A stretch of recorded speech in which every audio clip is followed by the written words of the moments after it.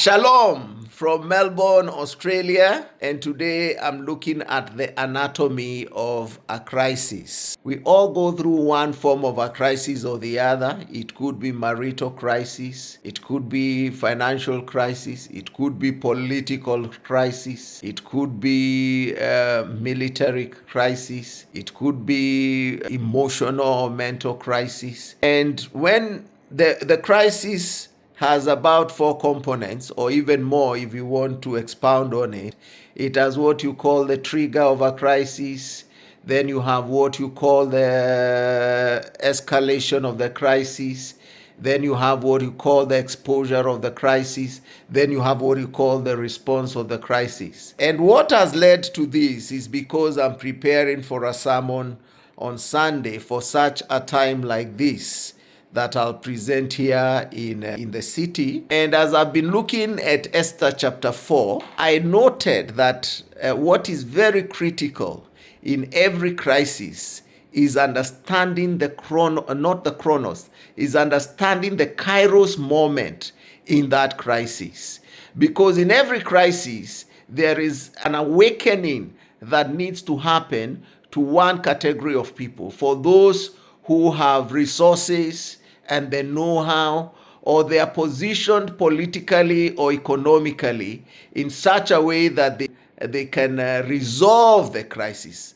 In every crisis, there is a solution, but it requires for one to understand the kairos moment. And Esther almost missed it. If it was not for Mordecai awakening her to her calling, she would have missed this opportunity to resolve a crisis that had come to the Jewish people. It was actually genocide that was about to happen to the Jewish people.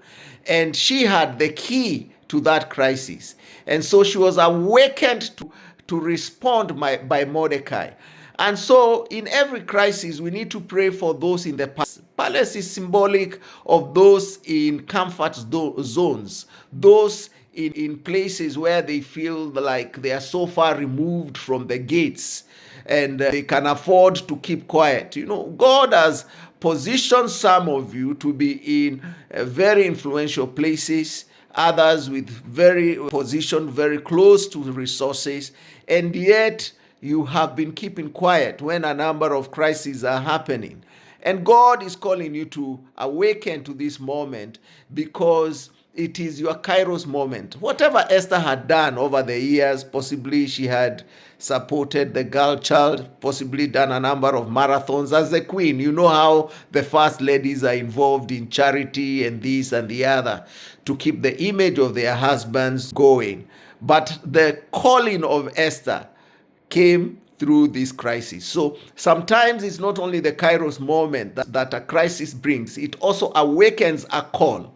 It awakens the very purpose that you are brought here on earth. Esther becoming queen, this is what she became the queen for. But it required her to take a risk. And crisis will require us to move from comfort zones, from our bubbles, to a place of responding to what is happening. And I'm thinking of how the Gen Zs in Kenya have been awakening even the older people to respond to the political crisis. We have been recycling leaders for so many years. And I think the time for us to produce a different caliber of leaders has come. We cannot afford to have people who loot the public coffers in government now and again. We need a different breed of leaders. We need those who will be selfless. We need those who will spearhead reforms in every sector, so that Kenya is not known as a corrupt country, but known for the very many good things that it has. So this political crisis and economic crisis in Kenya is calling for a different caliber of leaders to arise.